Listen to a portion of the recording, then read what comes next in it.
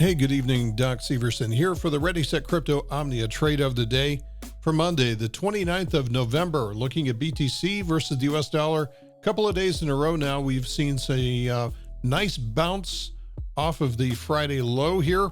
And this swing test, we got very close. BTC got very close to the swing test, as well as the 50% retracement of this entire swing. Again, let's take that fib retracement and see where we go here from bottom to top. There we go. Right around 50% is where it came into play. Now we can also play this as, let's take a look at just the price and volume here. And I'm going to take a swing, a second fib retracement all the way from the bottom of this swing, which is all the way back here in June up to this recent high. And we're going to see how that plays out too. Wow. Okay. This is not only the 50% retracement of the short-term swing. So there's the 50% retracement. Here's the swing test at 52 and change, almost 53. And then here's the 38.2 retracement of the big swing coming in right around this area, right at this level here. And this is where the price has found some support. So this is a confluence.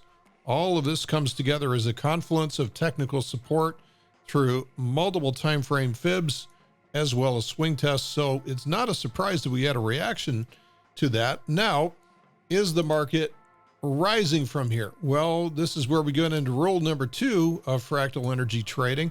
Let's clear up the fibs here. And we have rule number 2 is that reversals start from the inside out. So let's go down to the 5-hour chart. And what we can see is a little bit more structure here. We've had a 5-hour downtrend, lower highs, lower lows all the way along here. And what we will need to see is some form of either a higher low and a higher high, or we will see the price just ripping above 59 to 60, right? So it'll just keep on going here and print a new high. And then by default, what that makes is the next higher low should be setting up as a higher low, higher high combination. So this does increase the probabilities. If one of these two things happens, either it's going to be like this and then like that, or setting a new high first and then the expected higher low. This will start the reversal process at the 5-hour chart, which will eventually propagate up to the daily chart and then maybe even the weekly chart as well. So we know this is just a big weekly consolidation. That's good.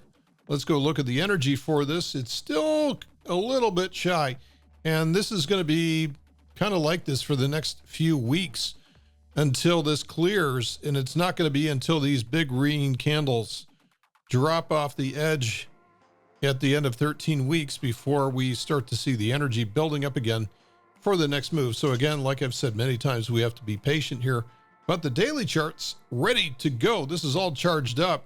So we might see an initial move back up here, and maybe we're just going to be range bound between about 68 down to 52 in the near term. There's plenty of room in here to trade within if you are a trader versus an investor. Let's go to Ethereum. Ethereum is holding that pivot really well at 4,000. That looks really good. Today's really strong too, as well, up 3.5%. So that all looks good.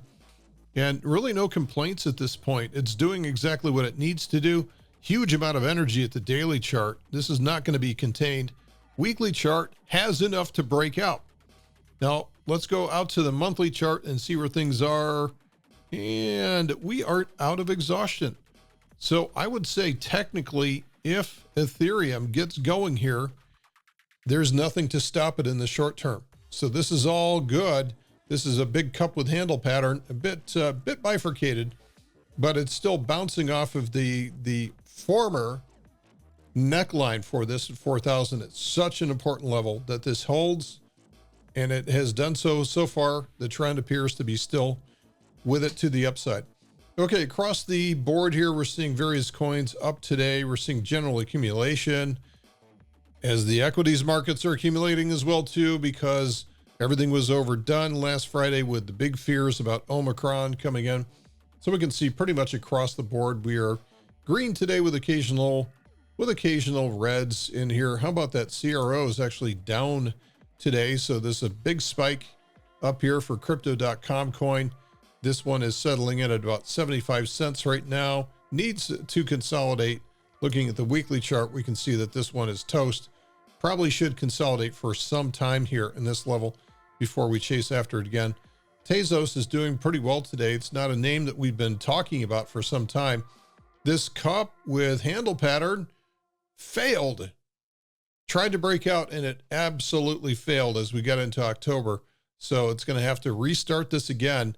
Pretty ugly pattern right here.